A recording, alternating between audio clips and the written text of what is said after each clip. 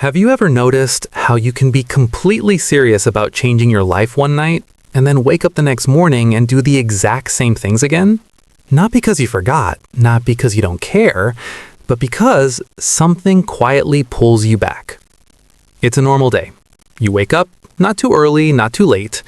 The first thing you reach for is your phone. Just for a minute. You check one notification, then another, then a short video, then another one. Before you realize it, 25 minutes are gone. There's no panic, no urgency, just the quiet feeling that something is slightly off. You get out of bed, move through your routine, maybe rush a bit. You tell yourself, I'll focus properly once I start working. But when you sit down to work, your mind doesn't feel ready. You open a tab, then another. You check something quick, reply to a message, scroll a little. Work is there, you know it is, but starting feels heavier than it should. So you delay it. Again. And this keeps happening, not just today, but almost every day. Most people look at this and think, I just need more discipline.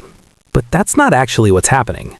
Because if it was just about discipline, you wouldn't feel so mentally drained before you even begin. You wouldn't need to fight yourself just to do basic things. What's really happening is much quieter than that. Your environment is shaping your behavior before you even get a chance to choose it. The human brain doesn't naturally choose what's important. It chooses what's easy, what's immediate, and what feels rewarding right now. This made sense thousands of years ago, but in today's world, everything around you is designed to exploit that. Your phone, your apps, your notifications, your entire digital space. It's not neutral. It's engineered to keep you engaged, distracted, and slightly overstimulated. Not because someone hates you, but because attention is valuable. And your attention is constantly being competed for. So when you sit down to work, you're not starting from zero. You're starting from a brain that's already been trained for hours every day to expect quick rewards, constant stimulation, and zero resistance. And then, suddenly, you expect yourself to focus deeply on something slow, difficult, and uncomfortable. Of course it feels hard. Not because you're weak, but because the conditions around you are working against you. Think about your typical day again. How many times do you switch tasks without realizing it? How often do you reach for your phone without intention? How many small interruptions quietly break your focus before it even has a chance to build? None of these feel serious in the moment, but together they create a pattern where your mind becomes scattered, your attention becomes fragile, and your ability to stay consistent slowly disappears. This is where most people get stuck. They keep blaming themselves.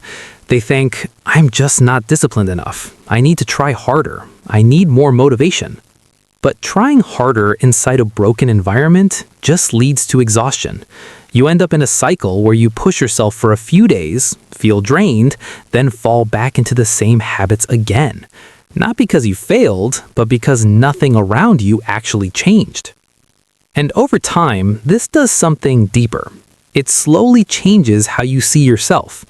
You start believing you're inconsistent, that you lack focus, that maybe you're just not the kind of person who can stay disciplined, even though every day you're operating in an environment that makes discipline harder than it needs to be. So it's not just your habits that suffer, it's your identity. And once that belief settles in, you stop expecting more from yourself. Not consciously, but quietly. But people who understand this don't approach discipline the same way. They don't rely on willpower as their main strategy, because they know something simple. You don't rise to your intentions, you fall to your environment. So instead of constantly fighting themselves, they start paying attention to what's around them. They notice the small things, where their phone is placed, what's open on their screen, what they see when they wake up, what distractions are one click away. They don't try to become stronger every day, they make it easier to be focused by making distractions less accessible. Not in extreme ways, just small shifts. A quieter workspace, fewer open tabs, less noise in the background, less stimulation before starting something important. Nothing dramatic, but enough to change how the mind behaves. Because focus isn't just a skill, it's a state. And that state is heavily influenced by what you're exposed to. If your environment constantly pulls your attention in different directions, you'll feel distracted. If your environment is calm and intentional, focus starts to feel natural. Not easy, but possible. Reframe discipline. So maybe discipline isn't about forcing yourself to do hard things. Maybe it's about removing the invisible resistance that makes everything feel harder than it should be. Maybe it's not about becoming more motivated, but about becoming more aware of what's shaping your behavior every day. Because right now, your life isn't just the result of your decisions. It's the result of your surroundings.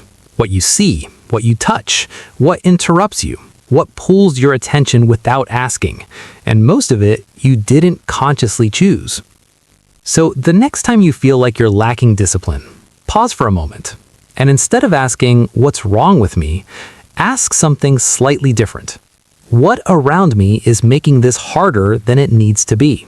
That question alone changes how you see everything.